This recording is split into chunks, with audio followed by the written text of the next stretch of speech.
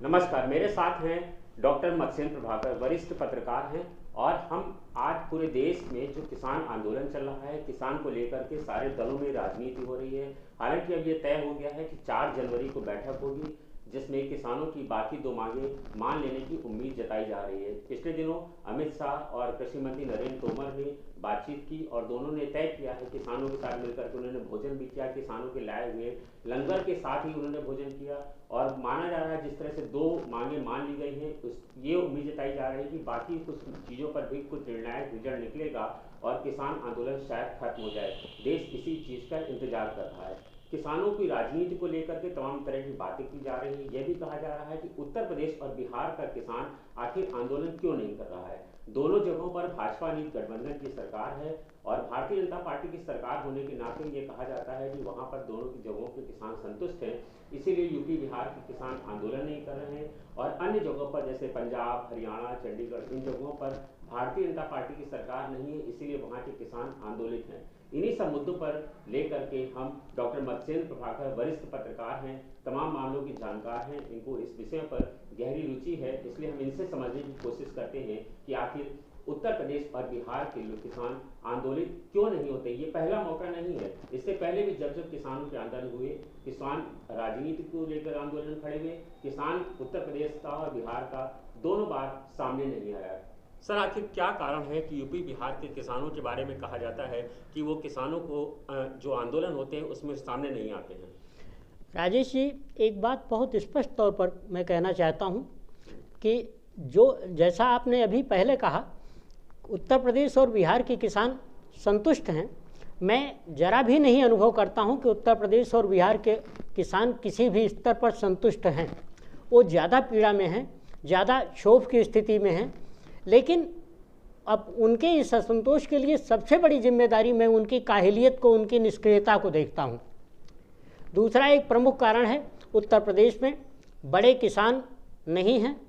जो थोड़े से बड़े भूमिधर हैं वो भी अपने खेतों में काम उन लोगों से करवाते हैं जो पेशेवर तरीके से खेती करते हैं, और वो पेशेवर तरीके से खेती करते हैं।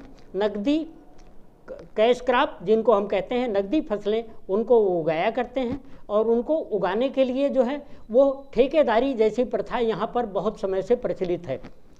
इसको पहले बटाई जैसा नाम दिया जाता था, लेकिन वो भी एक तरह की ठेकेदारी ही होती थी और यह प्रथा यहाँ पर बहुत समय से चली आ रही है। जहाँ तक किसानों के संतोष और असंतोष का प्रश्न है, उस पर मैं एक चीज़ पाता हूँ कि यहाँ के ज़्यादातर किसान छोटे किसान हैं। उनके पास इतना उत्पादन ही नहीं होता कि वो अपनी ज़रूरतों से ऊपर के बारे में कोई बात सोच सके। इसलिए वो जो कुछ भी होता है, वो संतोष अगर होता है तो उनको अपने पास जो उत्पादन हो जाता है उसी पर संतोष रहता है और उसी स्थिति को ही बनाए रखने के लिए उसी में ही अपना सारा वह समय, अपनी सारी ऊर्जा लगा देना चाहते हैं। और अतिरिक्त के लिए वो किसी भी तरीके से मुझे प्रयास करते हुए नहीं दिखते हैं। मैं सर, क्या आप ये कहना चाहते हैं कि जो उत्तर प्रदेश और बिहार का जो किसान है, जैसा आप कह रहे हैं कि वो पूरी तरह से फसलों पर केंद्रित नहीं है, यानी कि अब उत्तर प्रदेश में मूल रूप से, जहाँ मैं अगर उत्तर प्रदेश की बात करूँ तो क्या किसान के लिए अब फसल बोना प्राथमिकता नहीं रह गई, वो दूसरी चीज़ों पर डिपेंड हो गया है? वो अगर मतलब दूसरे काम कर लेना चाहता है, लेकिन किसान उसका मूल व्यवसाय नहीं रह गया है? हाँ, निश्चित तौर पर, क्योंकि कृषि की लागत बढ़ती जा रही है और सबसे बड़ी जो खराब स्थिति हुई है इसमें वह है कृषि पर लागत बढ़ने के साथ साथ मजदूरों का न मिलना।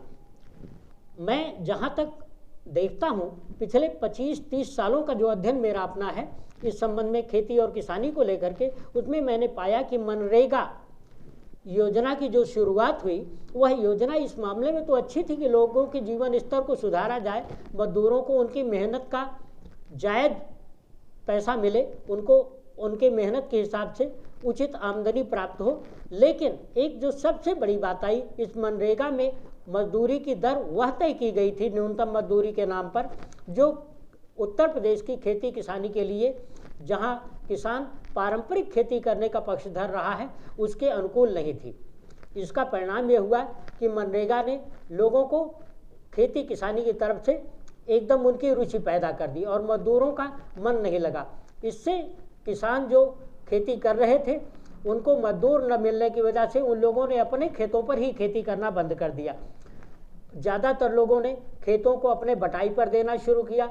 जो लोग ज़्यादा अपने ज़मीन पर खेती नहीं कर पा रहे थे उन्होंने थोड़ी खेती पर गुजारा करना शुरू किया और अपने अधिकतर खेत उन्होंने जो अधिकतर हिस्सा खेतों का था उसको छोड़ दिया। और ये तो जो है जिस तरह से आप जानकारी दे रहे हैं ये वास्तव में बहुत चौंकाने वाली है और बहुत चिंतित करने वाली है, क्योंकि उत्तर प्रदेश में 60% चीज़ें जो है किसानी पर आधारित थी। जो हमारी चीज़ें अर्थव्यवस्था थी वो किसानी पर थी। लेकिन अब खेती जब खत्म हो जाएगी, आप देखिए उत्तर प्रदेश में मैंने अध्ययन किया, आज सुबह मैं पढ़ रहा था तो मैंने देखा अरहर की फसल अब उत्तर प्रदेश के लोगों ने बोना बंद कर दिया। उनका कहना है, हमने तमाम किसानों से बात किया, उन्नाव कानपुर बात किया जहाँ पर अरहर बहुत होती थी, उनका कहना है कि हम लोगों ने बंद कर दिया क्योंकि नील गाय की वजह से अरहर बोना बंद कर दिया, चने बोना बंद कर दिया है, लोगों ने मटर बोना बंद कर दिया है। तो अगर इस तरह का रुझान रहा धीरे धीरे जो चीज़ें बढ़ती जा रही हैं तो ऐसे में तो खेती खत्म हो जाएगी, तो हम लोग तो निजी कंपनियों के चुंगल में फंस जाएंगे। हाँ, निश्चित तौर पे आपने जो बातें कही वो उसी तरफ इशारा करती हैं और हमें ये रास्ता, ये जो ट्रैक है, जो पटरी बन रही है वो उसी तरफ जाती हुई दिखाई दे रही है। इसका एक अहम कारण, आप केवल दलहनी फसलों की बात नहीं है, अरहर मटर चना की ही बात नहीं है।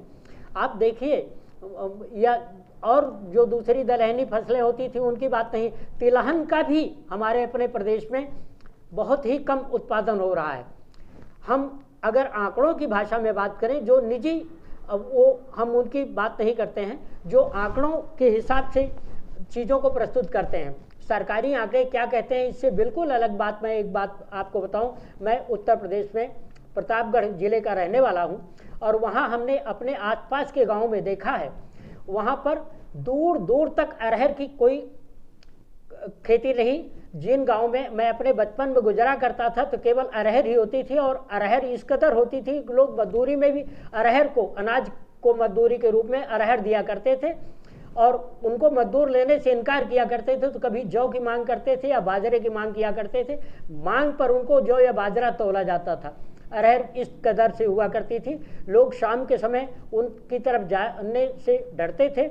लोग सोचते थे कि सियार या भेड़िया प्रतापगढ़ में पहले से ही बड़ी समस्या रही है, सियार भेड़िया या लोमड़ी जैसे उससे अपने बच्चों को उधर जाने से रोका करते थे, उनको डराते थे ये कहकर कि सियार भेड़िया या लोमड़ी उन पर झपट पड़ सकते हैं, इतना अरहर पैदा होती थी। तिलहन के बारे में मैं पिछले महीने अपने गांव गया हुआ था और मैंने देखा कि दूर दूर तक 20 किलोमीटर दूर तक जो है कहीं हमें सरसों के खेत नहीं दिखाई दिए। उसमें कुछ लोगों ने सरसों जो देर से बोया है अभी वो ठीक है, हो रही हैं, लेकिन मैं देखता था कि बसंत के आने के 15 दिन 20 दिन पहले से ही खेत अरहर के अलावा अरहर के फूलों की तो स्थिति होती ही थी, सरसों के फूलों से पूरे खेत जो है पीले हो जाया करते थे। मैंने देखा कि प्रतापगढ़ से लेकर के 20-22 किलोमीटर दूर हमारा गांव जहां पड़ता है, वहां पर बमुश्किल 2-3 खेत ऐसे हमें दिखे जहां पर हमको लगा कि वहां पर सरसों शायद है बोई गई। तिलहन का बहुत बड़ा योगदान है मनुष्य के जीवन में और ख़ास करके उत्तर प्रदेश के किसानों के जीवन में। जहाँ तक सर जो चीज़ें आपने बताई, जैसे तिलहन की दलहन की ये फसलें नष्ट हो रही, क्या इसके पीछे आप ये देखते हैं कि जो उत्तर प्रदेश में किसानों का जो आंदोलन है नहीं खड़ा हो पा रहा? जो मेरा मूल प्रश्न है कि किसानों का आंदोलन क्यों नहीं खड़ा हो पा रहा उत्तर प्रदेश बिहार में, क्या इसके पीछे किसानों के कोई नेता नहीं है? पहले चौधरी चरण सिंह हुआ करते थे, हालांकि कहा जाता है कि चौधरी चरण सिंह किसानों के रहनुमा हुआ करते थे, लेकिन मुझे जो लगता है, मेरा अपना अनुभव है कि चौधरी चरण सिंह ने किसानों को अगड़े और पिछड़े में बांट करके किसानों का जितना नुकसान किया है उसके बाद से कभी किसानों का आंदोलन नहीं खड़ा हो पाया है। तो क्या किसानों को किसी नेतृत्व की कमी है या उत्तर प्रदेश के किसान खेती से रुचि नहीं रह गई? अब वो इस चीज़ों में उलझ गए हैं कि उनको जो है यहाँ से जा कर के वो जो है बाहर जा कर के टिक्की बतासे बेच लेते हैं, बाहर जाके मजदूरी कर लेते हैं और दूसरा व्यवसाय कर लेंगे, लेकिन उनको लगता है कि खेती में हमारा नुकसान है। तो अगर किसान इस तरह से रुचि नहीं लेगा और दूसरी चीज़ों में उलझ जाएगा, तो इसके पीछे दो मेरे जवाब प्रश्न मैं आपसे पूछना चाहता हूँ। तो इसके पीछे क्या सरकार को प्रयास करना चाहिए कि लोगों का किसानी की ओर रुचि बढ़े? क्योंकि अगर किसानों की तरफ से लोगों की रुचि हट गई तो हमारा जो अन्नदाता है अगर वो फसल नहीं उगाएगा तो हम लोग कहाँ से खरीदेंगे, कहाँ से खाएंगे? और जो अनाज हम आज 20 रुपये, 14 रुपये, 16 रुपये में खरीद रहे हैं, वो हमको किन दामों में मिलेगा, उसकी क्या कल्पना है, और इसके पीछे क्या किसानों की राजनीति की कमी है कि कोई उनके पास नेतृत्व की कमी है? राजेश जी, मैं अनुभव करता हूं कि खेती पर सीधे तौर पर जब तक कृषि पर सरकार सब्सिडी की योजनाएं नहीं बढ़ाती है, क्योंकि अनाज न केवल किसानों के लिए आवश्यक है बल्कि देश के दूसरे किसी भी वर्ग के, दूसरे किसी भी क्षेत्र के लोगों के लिए आवश्यक है। अन्न का उत्पादन नहीं होगा तो बड़ा से बड़ा व्यक्ति, वो चाहे जितना अमीर हो चाहे जितना रईस हो, खाएगा क्या? तो सरकार को उत्पादन बढ़ाने की चिंता करनी चाहिए और इसके लिए कृषि को प्रोत्साहित करना चाहिए। सरकार कुछ काम कर रही है जो सराहनीय है, लेकिन इसके लिए मेरा अपना विचार है कि किसान सीधे किसानों को सब्सिडी दे कृषि कार्य के लिए। वह कृषि कार्य के लिए जो सब्सिडी देगी तो इससे प्रेरणा मिलेगी, और उसमें सबसे बड़ा जो लागत का पहलू है वह मजदूरी को देखा जाए। मजदूरी पर मेरे कहने का आशय है कि मजदूर जब तक खेती के लिए लोगों को उपलब्ध नहीं होंगे, व्यक्ति अपने बीघे, 1.5 बीघे, 2 बीघे की खेती तो किसी तरह से कर सकता है कोई, और वो भी ज़्यादातर लोग यहाँ पर जिनके पास खेत हैं वो सवर्ण वर्ग से हैं, दुर्भाग्य से। सर, आप कह रहे हैं मजदूर उपलब्ध हो, तो मजदूर पहले तो किसान मजदूर खुद खेती करता था ना, मजदूरों पे थोड़ी डिपेंड था। और मजदूरों को जब मनरेगा में 300 रुपये रोज मिल रहा है, तो गाँव में किसानों को कोई जो मजदूर करते हैं, बटाई पर करते हैं या मजदूरों का, कोई वहाँ पर 300 रुपये नहीं देगा। तो मनरेगा की मजदूरी करेंगे क्योंकि उनको अपने बच्चों को पढ़ाना है, तो मजदूरी करेंगे तो खेती किसानी करेंगे। राजेश जी, एक बात जो अभी मैं कह रहा था उसके बीच में आपने प्रश्न उठाया, बहुत अच्छी बात है। उसके संदर्भ में मैं एक बात कहना चाहता हूं, और वो सीधी बात ये है कि आप देखिए उत्तर प्रदेश में ज़्यादातर जो खेतीहर किसान हैं वो हैं जो सवर्ण तबके से आते हैं, और इस सवर्ण तबके के किसानों ने अपने खेतों में स्वयं काम नहीं किया, इन्होंने काम करवाया। उत्तर प्रदेश में जो बहुजन है यानी बहुसंख्यक वर्ग जो है वह उन लोगों का है जो पिछड़े वर्गों के लोग हैं, उन लोगों का है जो दलितों के तहत आते हैं, और इन लोगों की अब खेती किसानी की मजदूरी में कोई रुचि नहीं रह गई है। वो उसकी तुलना में, जैसा आपने अभी पहले कहा, चाट की दुकान खोल लेना या पान की दुकान खोल लेना या सब्जी की दुकान खोल लेना, इस प्रकार के कामों में रुचि रखते हैं। ये दूसरे घरों में जाकर के झाड़ू पोछा जैसे काम शहरों में जाकर के करना पसंद करते हैं, लेकिन इनको मजदूरी जो है जितनी कम खेती के लिए मिलती है वह उससे उनका गुजारा नहीं हो पाता। और जो किसान खेती में हैं, रुचि रख रहे हैं, उनको उससे अधिक पर उतनी भी मजदूरी देना संभव नहीं हो पा रहा है। जो लागत उनकी बैठती है उसमें उतनी मजदूरी भी देना संभव नहीं हो पा रहा है। तो लोग बमुश्किल अब किसी तरह से, जिनके पास 4-4, 8-8 बीघे खेत हैं, वो अपने 2 बीघे 4 बीघे खेत में, मैं अपने गांव की बात बताऊं जहां पर 72-80 के आसपास किसान हैं, भूमिधर हैं, उन लोगों का आलम यह है कि जिनके पास 4 बीघे ज़मीन है वो 1.5 बीघा 2 बीघा ज़मीन पर किसी तरह खेती करवा करके अपनी ज़रूरत भर का पैदा कर रहे हैं। जिन घरों में मैंने देखा कि जिनके पास 50 क्विंटल 60 क्विंटल अनाज जो लोग हमारे गांव में, आसपास के गांव में लोग बेचा करते थे किसी सीजन में, चाहे वो रबी का रहा हो या खरीफ का रहा हो, वो उन लोगों के यहाँ अब ऐसी स्थिति पड़ती है कि साल बीतते बीतते उनको अपने या कोई बड़ा आयोजन पड़ गया तो उसके लिए अनाज खरीदना पड़ रहा है। ये स्थिति हो सर, तो जो चीज़ें हैं इसका मतलब ये साफ है कि उत्तर प्रदेश और बिहार का किसान अब आंदोलन नहीं करेगा। हाँ, मुझे ये लग रहा है कि उत्तर प्रदेश और बिहार का किसान आंदोलन करने के लिए वो देखता है कि उसमें आंदोलन करने में उसका कोई वो नहीं है। पहली बात तो इसमें है कि उसमें निष्क्रियता है, काहिलियत है, और दूसरी बात यह है कि जो समय है वो समझता है कि आंदोलनों से उसको कुछ हासिल होने वाला नहीं। आंदोलन का लाभ आंदोलनों का नेतृत्व करने वाले लोग उठा ले जाते हैं।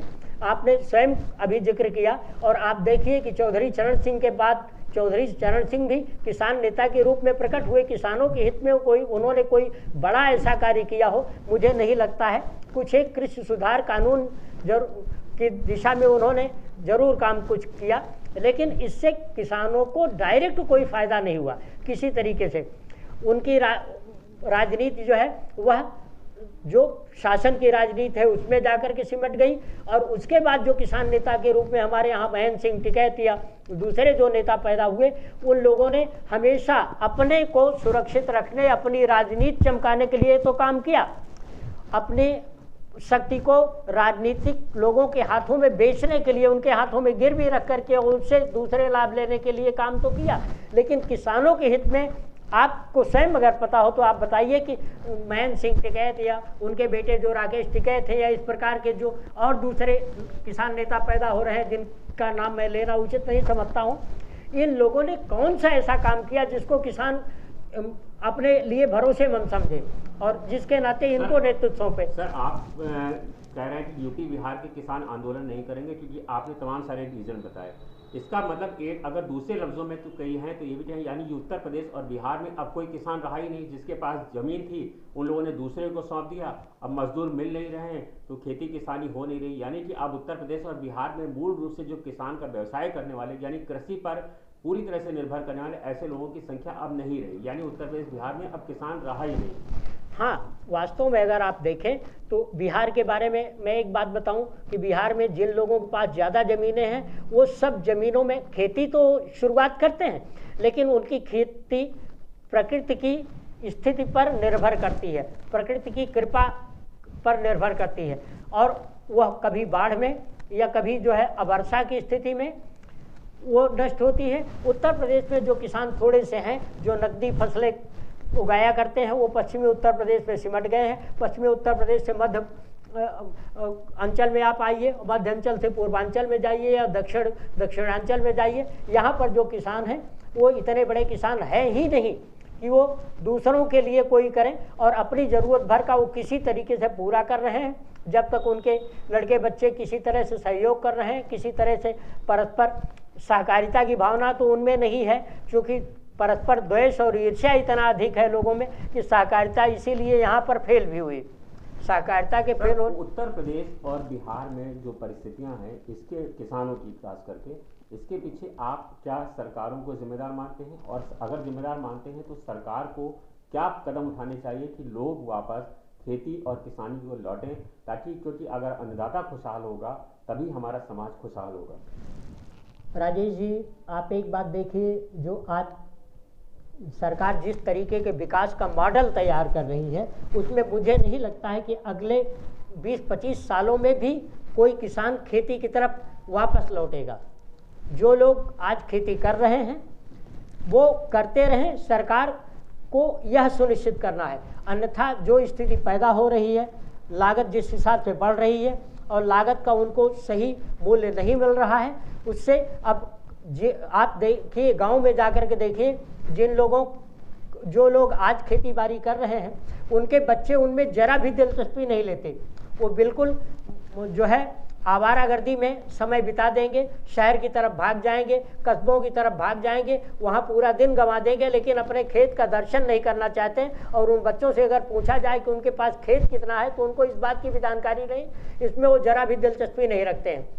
मेरे कहने का आशय सिर्फ ये है और मेरा अनुरोध भी है आपके इस समाचार चैनल के माध्यम से कि सरकार अगर चाहती है कि वास्तव में विकास का लोगों को सही लाभ मिले तो उसको एक पक्षीय विकास का कोई मॉडल नहीं बनाना चाहिए। जब सबसे पहले खेती किसानी को संभालने की कोशिश करनी चाहिए, और इसके लिए उसको अब गांव को राजनीति का केंद्र न बना करके, राजनीति का जरिया न बना करके, गांव को विकास का सही तरीके से पैमाना, विकास का सही तरीके से केंद्र गांवों को बनाना होगा। शहरों की तरफ वह विकास करके या बुनियादी या औद्योगिक विकास करके सरकार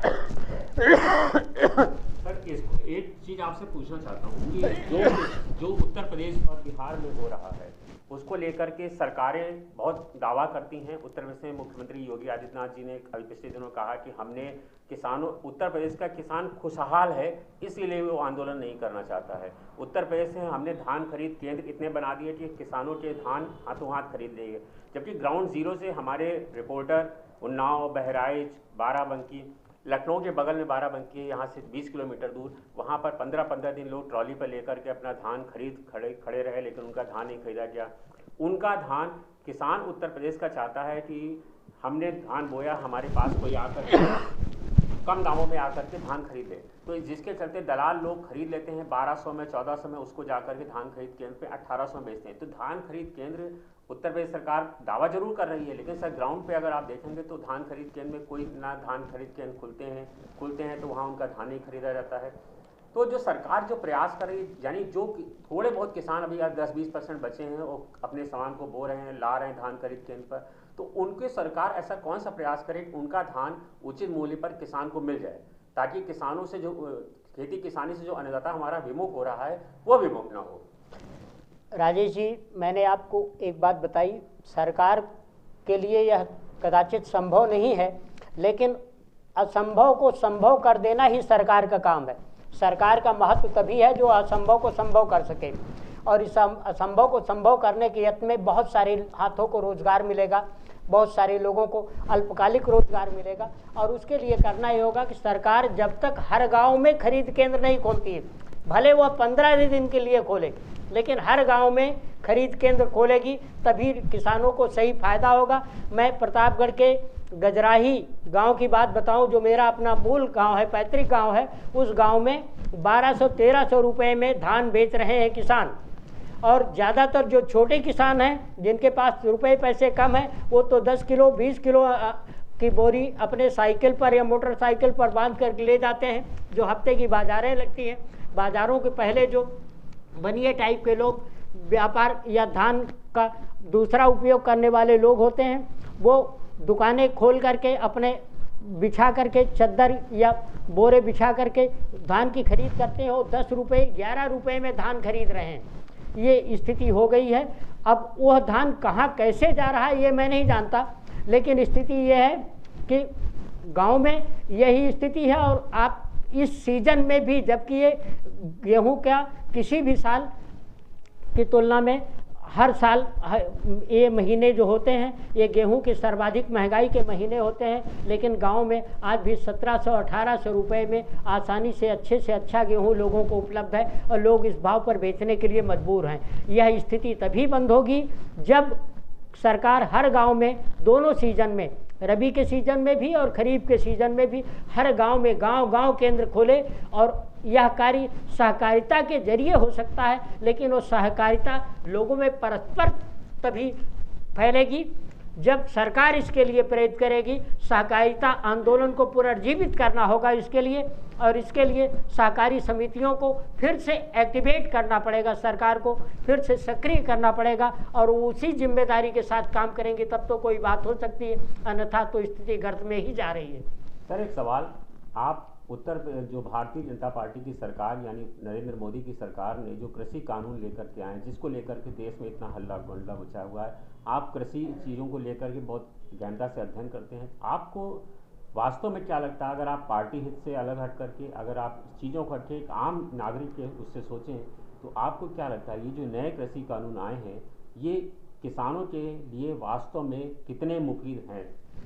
राजेश जी, आपका ध्यान एक बात की तरफ दिलाना चाहूँगा। पिछले दिनों आपके समाचार पत्र में मेरा एक आलेख भी प्रकाशित हुआ है, उसकी तरफ अगर आप ध्यान दें तो आप ये पाएंगे कि वास्तव में हमारे अपने यहाँ जो जीवन है गांव का, वह सदियों से परंपराओं से चला आ रहा है। और उस परंपरागत स्थिति में जो किसान सुधार कानून हैं, सरकार इनको प्रयोग के तौर पर कुछ क्षेत्रों में शुरू करती तब तो होता, पूरे देश में एक बारगी लागू कर देना जो है वह संदेह पैदा करता है। और संदेह सबसे ज़्यादा जो है जिन चीज़ों को लेकर के है, उसमें एक प्रमुख बात ठेका खेती को लेकर के है। ठेका खेती के लिए हमारे अपने देश में एजेंसियां तो इस तरीके से विकसित होती दिखती नहीं हैं, उनके अपने अलग कारण हैं। लेकिन जो विदेशी कंपनियां हैं उनके द्वारा प्रायोजित एजेंसियां अवश्य होंगी जो इसी देश के लोगों के द्वारा चलाई जाएंगी, या इसी देश के लोग उनमें काम कर रहे होंगे। और वो लोग जो हैं विदेशी कंपनियां, बहुराष्ट्रीय कंपनियां, इनके जरिए गांव में घुसेंगी, और वो सारी बुराइयां जो शहरों की बाज़ारों में आई हैं, अब ये ग्रामीण क्षेत्रों में भी सीधे गांव में प्रवेश कर जाएंगी। इससे जो हमारे गाँव का पारंपरिक जनजीवन एक रहा है, एक ढांचा रहा है, वह ढांचा ढह जाएगा। सबसे बड़ा खतरा इस बात का है। और इसमें किसान कानून जो दूसरे हैं वो तो खेती किसानी में किसी तरीके से सहयोग कर सकते हैं, हो सकता है किसी अंश हो, लेकिन मैं इस बात के पक्ष में था कि सरकार जैसे अपनी किसी दूसरी योजना को किसी क्षेत्र में कुछ योजित ढंग से कुछ खास क्षेत्रों को चयन करके वह उनमें लागू करती है पहले, और उनमें देख करके उसी तरीके से सरकार को इन किस कानूनों को भी कुछ क्षेत्र में पहले अब प्रयोग के तौर पर लागू करके देखना चाहिए था। आज जो विरोध की स्थिति देश में पैदा हो रही है वह इसी कारण है कि सरकार ने एक बारगी इनको कर दिया। इससे लोगों में भय है। उनको सबसे बड़ा इस बात का भय मेरी अपनी दृष्टि में है कि वह महसूस करते हैं कि इसकी वजह से उनका अपना पारंपरिक जीवन नष्ट होगा, उनके अपने गांव में विदेशियों की दखलंदाजी बढ़ेगी, और खेती वास्तव में जिन लोगों के पास खेत हैं वो शहरों में जाकर के अगर बसे खेती एजेंसियों को सौंप करके या एजेंसियों के लिए खेती करते हुए, तो इससे एक बात बहुत क्लियर है, वह ये है कि पारंपरिक जनजीवन पूरी तरह से नष्ट हो जाएगा। हमारे गांव की संस्कृति और गांव, आप ये देखें कि सरकार के आंकड़े भी इस बात को प्रमाणित करते हैं कि आज भी 50% से ज़्यादा लोगों का जीवन खेती किसानी पर ही आश्रित है। यह घट रहा है, बड़ी तेज़ी से घट रहा है। सरकार की जो दशकों से विकास की योजनाएं चली आ रही हैं, विकास के संबंध में, चाहे पूर्व की सरकारों की रही हों, वर्तमान सरकार की भी जो योजनाएं हैं, वो उस विकास को जो समग्र एक विकास की बात है, समन्वित विकास की बात है, उसकी तरफ बढ़ावा देते हुए मुझे नहीं प्रतीत होती हैं, बल्कि यह एकांगी विकास का मॉडल तैयार कर रही हैं। इसमें अमीर ज़्यादा अमीरी की तरफ, रईसी की तरफ जा रहा है, और ज़्यादातर लोग जो है वह खाली जेब होते जा रहे हैं, और यह स्थिति देश के लिए बहुत घातक होगी। सर, एक आखिरी सवाल ये है कि आप इस देश में देखते होंगे कि अगर एक दर्जी छोटी सी शर्ट सिलता है तो वो अपनी चीज़ का दाम खुद तय करता है। कोई भी अपनी माचिस बनाता है तो अपनी दाम खुद तय करता है। यानी उस देश में छोटे से लेकर बड़े हवाई जहाज़ के पार्ट्स तक जो कंपनी जिस चीज़ को बनाती है वो उसका दाम खुद तय करती है, चाहे कोई उसे खरीदे या ना खरीदे। इकलौता किसान एक ऐसा है जो गेहूं बोता है, चावल बोता है, दाल बोता है, चना बोता है, यानी अपनी हर फसल तैयार करता है, लेकिन उसका दाम सरकार तय करती है। शायद बहुत पहले एक सरकार ने कहा था कि अगर किसानों की राजनीति खत्म हो जाए और किसानों के ऊपर जो राजनीतिक दल है अपनी राजनीति खत्म कर दें, और अगर किसानों को ये अधिकार दे दें कि वो अपने फसल का दाम खुद तय करेंगे, तो शायद किसान, हमारे देश का अन्नदाता, कभी सुसाइड नहीं करेगा। हमारे देश का अन्नदाता वास्तव में खुशहाल हो जाएगा और उसे किसी आंदोलन की जरूरत नहीं पड़ेगी। क्या आपको भी लगता है कि इस देश में ऐसा होना चाहिए कि जो किसान फसल बोए वो कहे कि हम साहब 20 रुपये में चावल बेचेंगे, अगर आपको खरीदना है तो खरीदिए, नहीं खरीदना है तो नहीं खरीदिए? क्यों सरकार दाम ऐसा सरकार नहीं कर देती है कि किसान अपनी फसल का दाम खुद तय करेंगे? क्योंकि हर चीज़ का दाम तो बनाने वाला खुद तय करता है। इसको आप कैसे देते हैं? ये हमारा अंतिम सवाल। राजेश जी, राजनीति का जो सबसे बड़ा मर्म और बिंदु है वह सवाल आपने उठाया है। वास्तव में जो किसान है, किसान तो अपनी लागत के हिसाब से कीमत तय कर सकता है, लेकिन प्रश्न है कि उसको उसकी कीमत पर खरीदेगा कौन? अन्नदाता खरीद, जो जिसको जरूरत होगी वो खरीदेगा। नहीं खरीदना हम बंद करिए, सरकार धान खरीदना बंद कर दे, कहते कि हमें 20 रुपये में बेचना है, जिसको खरीदना वो खरीदे। किसान के पास उत्पाद के रूप में उत्तर प्रदेश में मुख्यतया आप देखिए, या तो धान इस सीजन में होता है अनाज के रूप में, या दूसरे सीजन में गेहूं की बात। तो जो धान और गेहूं की बात होती है, यह अधिक समय तक रखे तो जा सकते हैं, लेकिन उनको रख करके किसान करेगा क्या? किसान अपनी लागत कहाँ से ले आएगा? लागत को, उसको खाद का पैसा देना है, उसको सिंचाई भरनी है, इसके लिए वो पैसा कहाँ से ले आएगा? लेखपाल या मालगुजारी वसूलने वाला तो गांव में अभी रसीद लेकर के, अपने रजिस्टर लेकर के, बही खाते लेकर के पहुँचने लगे हैं। वो उसको सिंचाई भरने के लिए उसको कहाँ से पैसा आएगा? जो नहरों से सिंचाई होती है अधिकतर क्षेत्रों में ये स्थिति है, और वो उनकी मालगुजारी कहाँ से देगा? सबसे बड़ी सवाल, किसान अपनी आवश्यकताओं को कहाँ से पूरा करेगा? वो अपने उत्पादन के लिए, उत्पादन अपनी आवश्यकता के लिए जो उत्पादन होता है उसके अतिरिक्त जो अपनी दूसरी ज़रूरतों को पूरा करने के लिए वो अपने धान या गेहूं से जो ज़रूरतें पूरी होती हैं उसको अधिक दिन रोक नहीं सकता है और इसी मजबूरी का फ़ायदा उठाते हैं। इस मजबूरी को ख़त्म करने के लिए सरकार को नीति तैयार करनी पड़ेगी कि किसानों के समक्ष ऐसी मजबूरी ना आए। किसान अपने कीमत तो कभी निर्धारित कर सकता है, लेकिन जब तक यह स्थिति नहीं बनती है कि किसान वास्तव में जो नीति निर्धारित किया है उसने अपनी लागत का के हिसाब से जो मूल्य निर्धारित किया है उस मूल्य पर बिक्री उसकी हो, यह सुनिश्चित करना सरकार की जिम्मेदारी है। और इसको, इस नीति को, इस व्यवस्था को या ऐसी व्यवस्था बने उसके पोषण की जिम्मेदारी, उसको बनाने की जिम्मेदारी, उसकी संरक्षा की जिम्मेदारी सरकार की है। सरकार को ऐसी नीतियां तैयार करनी पड़ेंगी कि किसान को वास्तव में उसकी लागत मिले और यह सरकार सुनिश्चित कर सकती है, बशर्ते कि सरकार ईमानदारी से काम करे, इच्छा शक्ति से काम करे। सरकार के पास ताकत जितनी है उतनी ताकत और किसी के पास नहीं हो सकती, लेकिन सरकार को अपनी योजनाओं को ईमानदारी से लागू करना पड़ेगा। अब इसका रहस्य आप इस बात में अवश्य तलाश सकते हैं जो आपने बात बताई, किसी एक राजनेता के हवाले से बात कही जो उसने कहा, और उस राजनेता का जिक्र मैं नहीं करना चाहूँगा, आप भी जानते हैं किस राजनेता ने ये बात कही थी। लेकिन वास्तव में किसान, देश का किसान अगर खुशहाल हो गया तो सियासत किस कीमत पर होगी? सियासत मंदिर मस्जिद की कीमत पर, सियासत देश की चौहद्दी की कीमत पर। सियासत बहुत समय तक नहीं टिकती, ये किसी समय के मुद्दे होते हैं। राष्ट्रीय भावना का उबार लोगों में है, राष्ट्रीयता का मूल्य लोग समझते हैं, राष्ट्रीयता सर्वोपरि है, ये सब कुछ है, लेकिन भूखे पेट राष्ट्रीयता नहीं हो पाएगी। इसलिए सरकार को ये सुनिश्चित करना पड़ेगा कि गाँव में जो गाँव के लोग तमाम प्रगति जो दिखाई जाती है ये सौंधियाहट वाली, वह वास्तव में प्रगति नहीं है। प्रगति है जीवन स्तर का, और जीवन स्तर केवल खाने पीने की वस्तुओं से नहीं, उनकी शिक्षा, उनकी संचेतना, उनके स्वास्थ्य से मापा जाना चाहिए।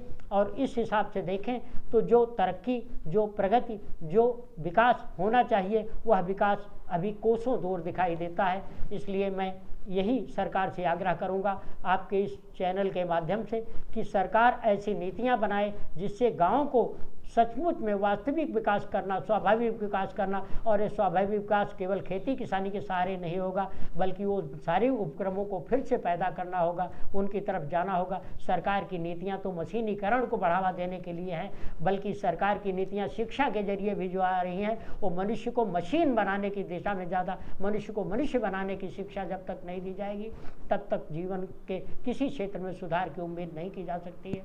जैसे दुनिया गर्त में जा रही उसी तरह से यह देश भी गर्त में जाएगा। धन्यवाद। ये थे डॉक्टर मत्स्य प्रभाकर, जिन्होंने विस्तार से बताया कि दरअसल अन्नदाता जब तक खुशहाल नहीं होगा तब तक देश की प्रगति नहीं हो सकती है। भले ही सरकारें किसी भी मुद्दे को लेकर के राजनीति कर ले, लेकिन असली खुशहाली देश में तभी आएगी जब हमारा अन्नदाता खुश होगा। उन्होंने इस पर भी विस्तार से जानकारी दी कि आखिर क्यों उत्तर प्रदेश और बिहार का किसान आंदोलन के लिए खड़ा नहीं हो पाता है। उनका ये साफ साफ कहना है कि उत्तर प्रदेश और बिहार में अब खेती की ओर किसी का रुझान नहीं रहा, खेती की ओर किसी का ध्यान नहीं रहा, वह दूसरे जगहों पर आश्रित हो गया है। वो 300 रुपये में, 200 रुपये में दिहाड़ी तो कर सकता है, कोई छोटा काम कर सकता है, दूसरे घरों में नौकरी का काम कर सकता है, लेकिन खेती किसानी से उसका ध्यान हट रहा है। इसके पीछे सरकारों को जिम्मेदारी लेनी होगी। सरकार ऐसी नीतियां बनाए कि उसका धान मौके पर खरीद लिया जाए, किसानों की फसल का उचित दाम मिल सके और किसानों को लेकर के सियासत न की जाए। उनका साफ कहना है कि सियासत के लिए तमाम मुद्दे हैं, लेकिन अन्नदाता के नाम पर अगर सियासत की जाएगी तो एक दिन ऐसा आएगा कि उत्तर प्रदेश और बिहार में नहीं पूरे देश का अन्नदाता निराश होगा। उनका साफ साफ कहना है कि उत्तर प्रदेश और किसान, बिहार के किसान तब खड़े हों जब यहाँ पर लोग किसानों को लेकर के रुचि रखते हों। धीरे धीरे लोगों का ध्यान अब किसान से हटता जा रहा है। अगर ऐसा हो गया तो उत्तर प्रदेश और बिहार के लिए नहीं, कई पूरे देश के लिए ये बहुत बड़ी मुसीबत होगी, क्योंकि उत्तर प्रदेश और बिहार में 60-80% लोग ऐसे हैं जो खेती का व्यवसाय करते हैं। गेहूं और चावल यहाँ की मुख्य फसलें हैं। अगर इनसे लोगों का रुझान हटा तो पूरे देश के लिए समस्या होगी। धन्यवाद, शुक्रिया।